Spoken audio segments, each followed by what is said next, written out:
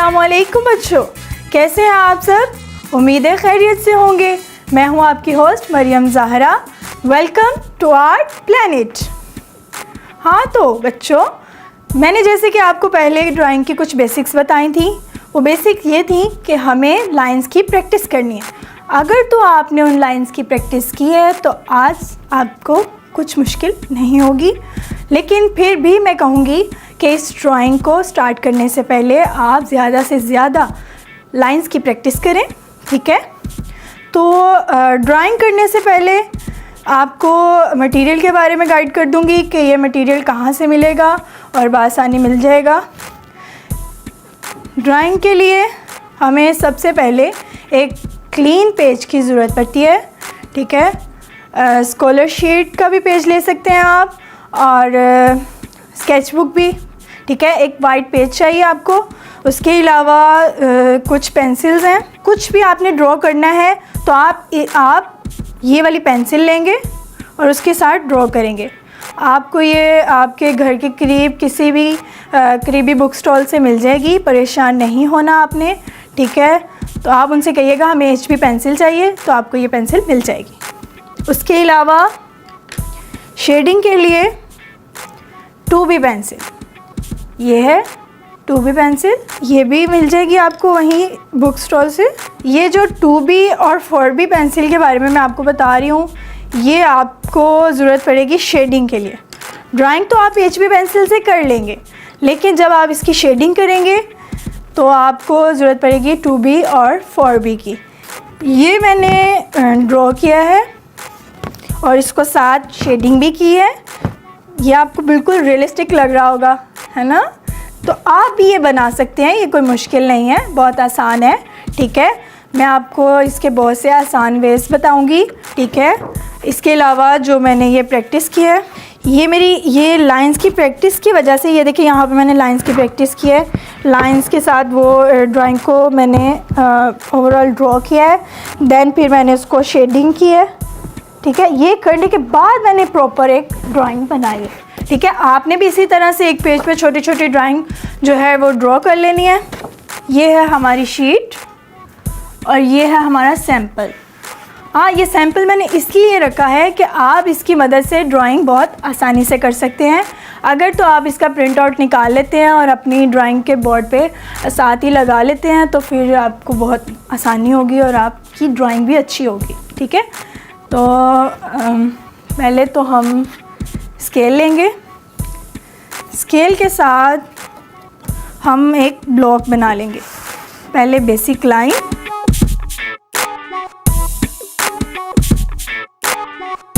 हाँ तो प्यारे बच्चों, आपने नोटिस की एक बात? नहीं, एक बात कि हर चीज़ की बेसिक होती है, ठीक है? जैसे कि ड्राइंग की बेसिक लाइन थी और कलर्स की बेसिक्स भी मैंने आपको बताए, प्राइमरी कलर्स थे। इसी तरह से ये जो ड्राइंग हम ड्रॉ करने लगे हैं, इसकी भी बेसिक है।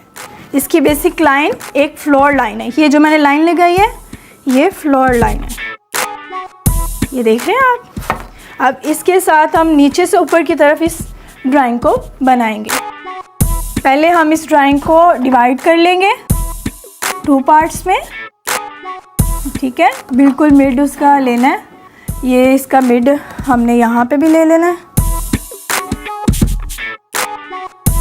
फिर उसके बाद ये हम इसकी साइड की लाइन लेंगे और यहाँ से भी इसके, ये हम ओवरऑल ग्राफ बना रहे हैं और ये उसकी बेस है। लाइंस आप देख रहे हैं कि मैं स्केची उसको तरीके से कर रही हूँ कि बिल्कुल एक प्रॉपर लाइन नहीं लगा रही जैसे कि हमने स्केल से लगाई थी, उसको बहुत ही लाइटली ले रही हूँ। कहीं से टूट रही है, कहीं से नहीं। तो ये तरीका है उस लाइन को, जो सॉफ्ट डार्क लाइन लगा दी तो फिर आप उसको रेज नहीं कर सकते।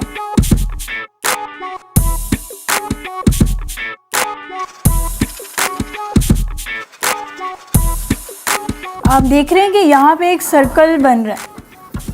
तो अगर तो हम ये सर्कल बना लेते हैं तो फिर हमें आसानी होगी, ठीक है जी।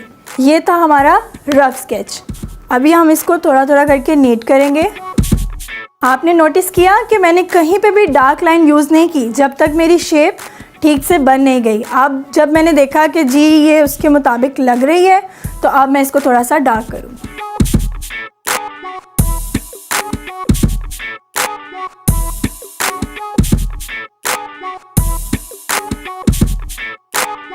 अच्छा, तो बच्चों एक और बात, अगर तो इतनी बड़ी ड्राइंग बनाते हुए आपको मसला हो रहा है कि आपका हाथ बड़ी ड्राइंग पे नहीं टिक रहा, तो आप क्या करेंगे, पेज के कॉर्नर को लेंगे, वहाँ पे इसका छोटा सा स्केच बनाइएगा। उसका छोटा सा स्केच बनाने के बाद आप इसको ड्रॉ कीजिएगा। मैं ज़्यादातर ऐसे ही करती हूँ, मैं पेज के कॉर्नर पे पहले उसको ड्रॉ कर लेती हूँ, दैन फिर मैं उसको बड़ा ड्रॉ करती हूँ। ठीक है, ये हमारा बन गया ओवरऑल स्केच। अब हम आते हैं इसकी शेडिंग की तरफ। शेडिंग के लिए मैं आपको बहुत ही इम्पोर्टेंट बात बताना चाहती हूँ कि मैंने आपको पेंसिल्स तो बता दी थी, अब मैं आपको बताती हूँ कि शेडिंग करनी कैसे है। पहले यहाँ रफली बताऊँगी कि आपने थोड़ा हार्डली यूज़ करना है अपना हाथ, यानी डार्क करने हैं ना, तो उसको थोड़ा ज़ोर से करेंगे।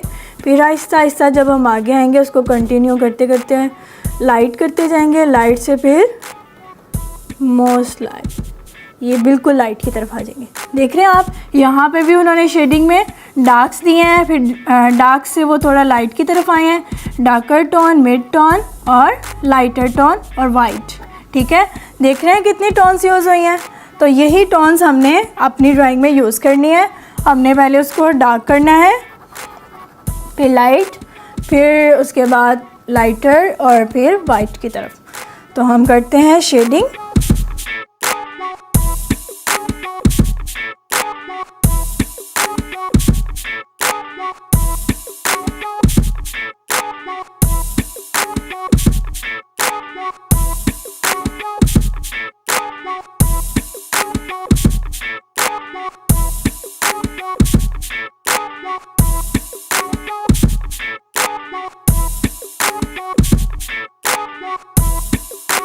ये आप इस एरिया में देख रहे हैं, इस एरिया में ज़्यादा डार्क है, बहुत ज़्यादा डार्क, ब्लैकिश।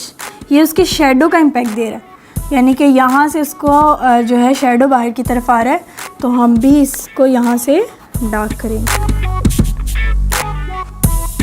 आपने देखा नीचे जो हमने बेसिक लाइन लगाई थी वो हमारी अंदर ही शेडो में मर्ज हो गई। ठीक है, तो अब हम एक फ्लोर लाइन लगाएंगे ताकि पता चले कि ये हमारा जो वॉज है वो हवा में मुअल्लक नहीं है, ये किसी फ्लोर या किसी चीज़ पे पड़ा हुआ है। तो उसके लिए बहुत ज़रूरी है कि आप पीछे एक बेसिक लाइन लगाएं।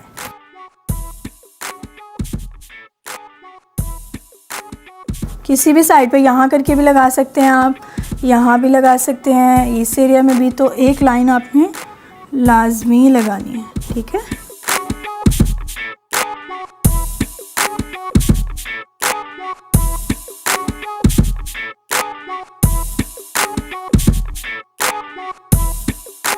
हाँ जी, ये तो हमारी हो गई शेडिंग। अब हम आएंगे नेक्स्ट स्टेप की तरफ। ठीक है, अब इसकी मदद से हम इस सारी स्केचिंग को ब्लेंड करेंगे, क्योंकि ये जो लाइंस नज़र आ रही है इसको ब्लेंड करने की ज़रूरत है।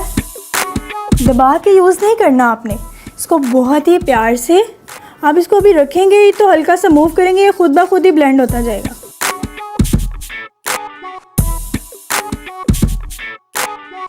जी बच्चों, अगर आपके पास ब्लेंडिंग टूल्स नहीं हैं या आपको मार्केट से नहीं मिल रहे, तो आप इसके बदले में आप टिश्यू पेपर भी यूज़ कर सकते हैं। ठीक है,